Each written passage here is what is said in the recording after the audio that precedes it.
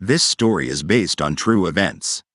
Hey everyone, welcome to your YouTube channel. If you're ready, let's dive into the first story. Hi, I'm Muhammad, and I'm currently 40 years old. I never thought I'd want to talk about those days when I was in danger both legally and otherwise. I was 22 when I finished my associate degree and headed off to military service. My time began at one of the Army's training bases. Thankfully, I didn't end up in a tough spot. I was with another soldier, God curse him wherever he is, at the shooting range. He had been in the Army longer than me. Unlike me, who was a clean-cut, straight-laced soldier, he was into all kinds of trouble. Those who've been through military service know that things allowed outside are considered offenses or even crimes inside the base. Like smoking or having a cell phone. Back then, phones like that weren't common yet, and the ones that were available were basically bricks. You couldn't just hide them in your boots and sneak them in. But we had our little pleasures. My fellow serviceman, whom I call the Vulture, not only had cigarettes but also a red Walkman. With a lot of effort, he managed to sneak in a few cassette tapes too. The shooting range was a spot that didn't get checked too often. Every time he wanted to smoke, he'd ask me to keep watch in the cold, just to make sure I'd notice if a car was coming toward the cabin. In return, he'd let me use the Walkman so I could listen to Shadmehr, Omid, and Moeen. Days went by, one after another, until one night, something happened. It had been 6 months since I started my military service, and no one had come for inspection even once. So, I got careless. The officer on duty that night, who was one of those sneaky guys, had walked all the way to our post. When I snapped out of it, I saw a shadow standing behind the door, yelling, "Hey soldier, open the door." Meanwhile, Karkas was in the cabin, smoking a cigarette. You might wonder, why wasn't he smoking outside? Well, because in that pitch darkness, the glow from the cigarette would have been more visible than a grenade explosion. Karkas broke a lot of rules, but he didn't have the guts to take risks. He preferred to smoke inside the suffocating little cabin. As I was about to head back to the cabin, the officer screamed, "Where do you think you're going, you fool?" I got scared and turned towards the door. To make sure Karkas knew an officer was here, I yelled, "Yes, sir. I'll be right there." I opened the door and saluted so loudly with my slippers that it probably woke up the entire barracks. As I walked those few steps, I kept asking pointless questions, but the officer was too smart to say a word. He headed straight to the cabin and kicked the door open with his boot. I shut my eyes in fear, praying that Karkas had pulled himself together. Then, the officer's voice echoed, "You idiot. You think this place is some kind of drug den?" That's when I knew Karkas hadn't noticed us, and we were screwed. The fool had a cigarette in his hand and was dozing off. The officer stormed in and started kicking him. Pretty soon, he found the Walkman too. He turned to Karkas and said, "You've dug your own grave, man." You see, everyone knew him because he had racked up so many extra duties. Karkas, in his pathetic state, said, "Sir, that's not mine." The officer glared at me. That's when I realized Karkas was staring at me too, silently begging me to take the blame. Feeling guilty about the whole situation, I lowered my head and said, "Sir, it's mine." Before I could finish, the Walkman hit me in the chest and smashed on the ground. My ears were burning from stress. I had no idea what was going on around me. I was completely unaware that things were about to get even worse. The officer lunged toward me, and for a second, I thought he was going to hit me again. But instead, he bent down right in front of my feet. Is he about to kiss my feet? I thought to myself. I was dead wrong. In no time, he stood back up, towering over me, and said, "What the hell is this, you idiot?" I saw something in his hand that kinda looked like chocolate, but it definitely wasn't. I swear, I'd never seen anything like it before. Then, when he yelled the cursed word, opium, I realized that Vulture had pinned everything on me. That's when I broke down, crying, "I swear, this isn't mine." The officer ordered both of us to get ready, and we started heading to the commander's office. Outside the office, he stopped us and went inside. I was so crushed, I didn't even have the strength to curse that Vulture. Out of nowhere, he slipped some bills into my hand and whispered, "Run. Tomorrow you'll be in court, and trust me, military prison is worse than any criminal's jail. You won't survive in there." Just then, the guard's gate opened to let a car pass. At that moment, I thought that vulture was showing some mercy. Even though I had my own money, I took his bills and rushed out through the gate. By the time the guard realized who had escaped and from where, I was already at the end of the street. I made my way to the bus terminal, panicking because I felt like a wanted criminal, and I thought they might have blocked the roads. I called my older brother and told him everything that had happened. He lectured me a lot, telling me to go back to the base or to wait for him to come so we could go together. But that vulture's words had drained me inside. After hanging up, I called one of my friends. He was busy with something, but he had some decency and told me, in the morning, head toward that village. Stay there for a few months until things cool down. Back then, if you escaped from the base, they'd definitely come after you, especially since I was accused of bringing opium into the camp. I spent the night wandering around the terminal and bought a set of clothes. Then I took a minibus to the village my friend had mentioned. My friend's dad had an abandoned greenhouse nearby. I only informed my family that I was hiding somewhere and not to look for me. When I got to the village, I asked someone for directions to the greenhouse. They looked at me strangely and said, "Just take this road and go up for about 4 kilometers, and you'll reach it." I sighed deeply. Even living in the village felt boring. But that greenhouse was even farther from the village. Knowing it was abandoned, I bought some food from the village store and stepped onto the dirt road. In that cold weather, I was freezing outside, but burning inside. I closed my eyes several times and wished for the day before, when I hadn't committed any crimes. That's when I realized that no matter what situation you find yourself in, things can go south so fast that you'd wish for the same circumstances you had less than 24 hours ago. Slowly, I started to spot some plastic skeletons. I noticed 2 abandoned greenhouses, a few tanks, and a brick shack. At that moment, I wanted to turn back to the base. But I thought, since I've come this far, I might as well try my luck. Maybe I'll manage to last. I passed by the greenhouses, and they looked in terrible shape. All the tanks were empty, and some had holes in them. After wandering around the area, I headed toward the room. It had a metal window protected by thin bars. The door was locked, and no matter how much I searched, I couldn't find a key.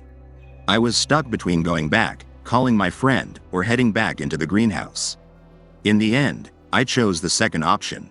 As I was making my way to the greenhouse, my eyes landed on a metal rod. I thought to myself, this place is in ruins, there's nothing left here. Let me use this rod to break that lock. Leveraging the rod, I smashed the door open and stepped inside. I was surprised to see the room was somewhat clean and tidy. I got scared, worried I'd mistakenly walked into someone else's greenhouse.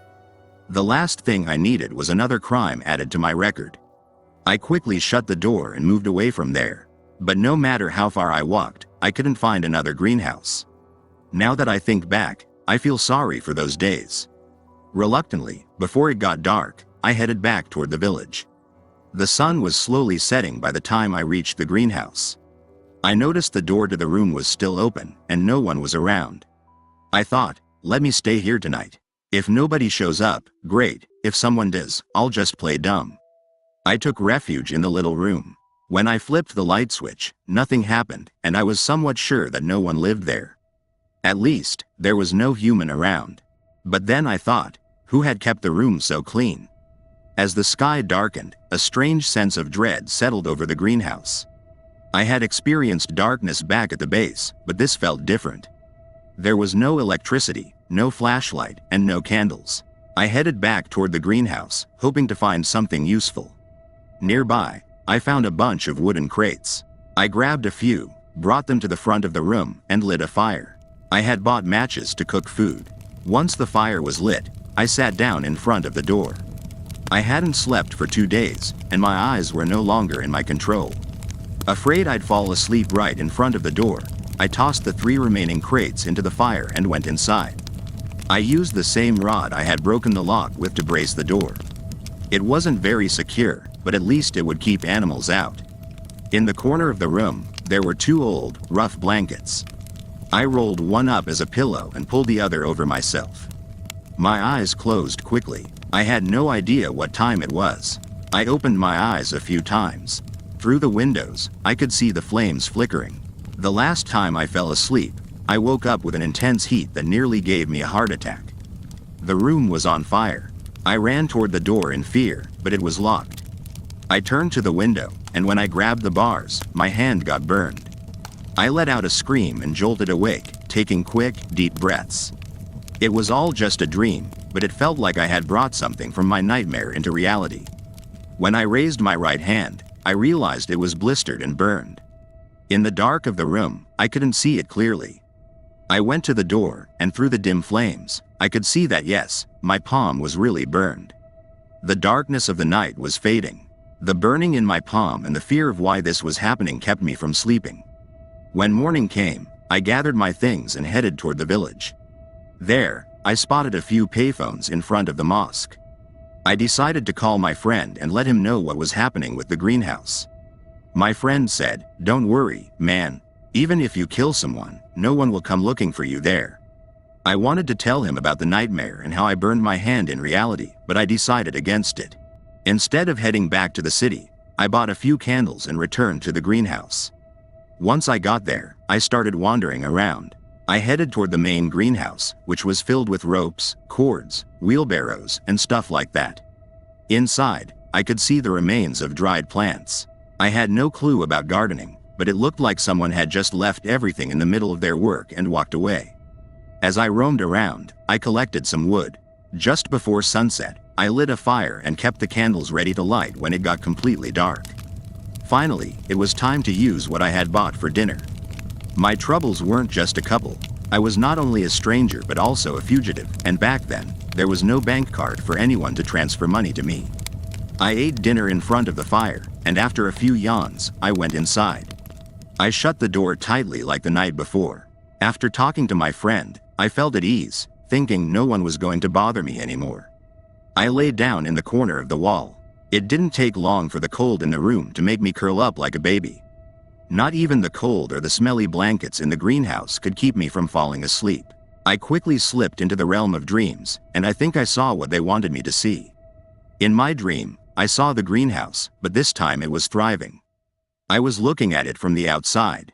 A big yellow tank stood in front of the greenhouse. I was puzzled about the meaning of this ridiculous dream when suddenly a man appeared.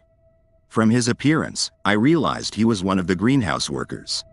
He wore baggy pants and had a cloth tied around his forehead.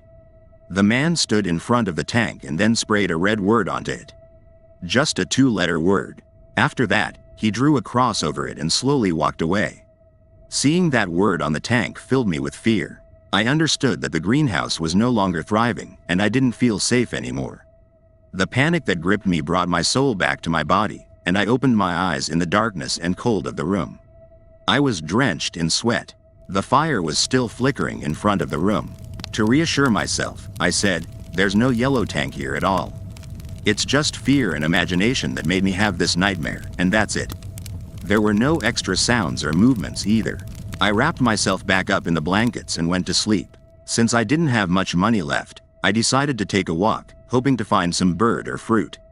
I had already checked the greenhouse before, so I needed to move away from there. At the door of the room where I was standing, I could see the branches of a few trees peeking over a hill. I headed toward the hill, hoping to find what I was looking for. As I climbed the hill, I found myself wishing I had never taken this path. At the bottom of the hill, I spotted a yellow tank. It looked like it had been rolled down from the top.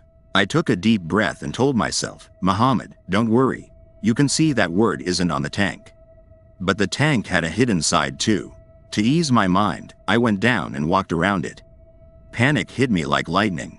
On the tank was the same two-letter word I had seen in my dream. In the same color, with the same cross drawn over it. Seeing the word, Jinn, made my legs weak because, until that day, I had never had such a vivid dream, or as they say, a prophetic dream. That first night, the same thing had happened.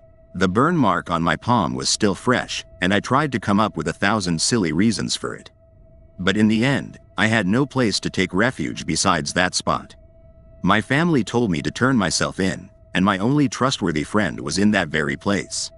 Maybe now you understand why I cursed that soldier, the vulture, at the beginning of the story. Not only did he pin the opium on me, but he also forced me to run away so he could deal the final blow. On the other hand, I had to spend the night wrapped in hellish plastic. Anyway, Like a spirit with nowhere but its grave, I headed back to the room. I hadn't seen a Jinn yet to run away from. As usual, I built a big fire in front of the little room and went inside. I had to eat the last of what I had bought for dinner. Of course, I still had some money left. After eating, I leaned against the wall and slowly drifted off to sleep. I was in a half-awake state when I noticed several cars approaching the greenhouse. No matter how hard I tried, I couldn't move. When the cars stopped in front of the greenhouse, I saw the end of my journey. They had definitely come for me. For a moment, I felt like my spirit had left the room. The deputy officer, who was the commanding officer, walked ahead of everyone. He signaled to the soldiers following him to surround the room and then kicked the door hard. Just as I heard the sound of the door, I came back to my senses. I was still in the room, and no one was visible outside the windows. I wanted to breathe a sigh of relief, but then the door began to shake. Someone was really banging on it. I had no way to escape. The knocks came one by one. Thank God the pole behind the door was keeping them out. I wasn't sure if they were really banging on the door or if it was just a sound echoing in my ears. But it was bad timing for them to come after me. With my frozen legs, I stood up and moved toward the door, trembling like a leaf. This time, they banged on the door several times. I took a deep breath and opened it. I closed my eyes because I didn't have the courage to face reality. But as I waited, no one slapped me, nor did anyone shout at me. I slowly opened my eyes, and all I saw was the fire in front of me. I didn't know whether to be happy or scream out of fear. Like a madman, I dashed out of the room, laughing as I circled around. No one had surrounded me. There wasn't even a single car on the dirt road. I splashed some water from the only intact tank in the area on my face and returned to the fire. Had someone really knocked on the door, or had my fear caused me to hallucinate sounds? That was a question I asked myself 1,000 times at that moment. As the flames dwindled, I took refuge inside the room. To calm my fears, I lit one of the candles and placed it on the floor. I lay down, hoping I would fall asleep and get through the night. The candle was about a foot away from the door. As I closed my eyes, I felt that someone was in the room. When I opened my eyes, I didn't see anyone, but the candle had flickered a little, maybe just an inch. At first, I didn't pay much attention, but when I closed my eyes again, I sensed its presence and had to open my eyes once more. This time, the movement of the candle caught my attention again. It felt like someone was teasing me. To reassure myself, I picked up the candle and placed it to my left, between myself and the window. But just before I closed my eyes again, something on the wall near the window caught my attention. When I turned my head, I saw a shadow on the wall. It was roughly oval-shaped. I felt relieved, thinking it was just my own shadow. I closed my eyes again, finally hoping to sleep. But not even a moment had passed before my brain scolded me. The candle is in the middle of the room, and your shadow is on the wall in front of you. What's that about? Then, like a spring, I jumped up, and when I turned my face, I saw that the oval shadow hadn't moved. It looked just like a human lying on the wall. There was nothing in the room that I could attribute to them. It was just me, a few blankets, and an old rug. That's when I became certain that I was seeing one of them. I had 2 legs, but I borrowed another 2 and ran towards the village. Near the entrance of the village, a few stray dogs were standing. I was so scared that I darted towards them like a bullet. At first, they were frightened, but then they started chasing me. The noise of the dogs attracted the villagers to the street, as they realized someone was being chased. Of course, the people thought a thief had shown up, but I showed them my military uniform and said I had been in the greenhouse. As I mentioned, I had bought a set of clothes near the bus terminal out of fear of being caught. The villagers took my hand and led me into a house. I still remember the smell of fried onions coming from the hallway. The village grocer and a few others had seen me, but the grocer wasn't there that night. They asked me what I was doing in the greenhouse since it was abandoned. I said I had nowhere to go. My friend told me to go there. They asked if I didn't have a home to live in. I lowered my head and said I honestly didn't have money for rent. The army required us to take leave after a while in the barracks. The kind souls believed me. They fed me dinner, let me sleep there, and even gave me money to go back to the city and my homeland. The next morning, I made my decision and, out of necessity, returned to the city. I called my brother again. He cursed at me a lot. My late mother was still alive at that time and was anxious. In the end, I surrendered myself to fate. He came after me and handed me over to the barracks. The vulture had taken advantage of my absence and even pinned the cigarettes on me. That night when he gave me money, he hadn't felt sorry for me at all. My family hired a lawyer, and we were entangled in it for a long time. Thank God the drug test helped me. Nonetheless, a heavy fine was deducted from my pocket, and I spent 6 months in prison. After that, I returned to the barracks. All those days of stagnation passed. But I learned 2 things. First, to trust no one, and to never become an accomplice to anyone doing dirty work. The second, which is even more important than the first, is to never set foot in abandoned properties. Sleeping in the middle of the desert is safer than being in an abandoned place. You wouldn't believe it? Try it. Tonight's story has come to an end. If you enjoyed it, don't forget to like and subscribe, and leave your thoughts in the comments.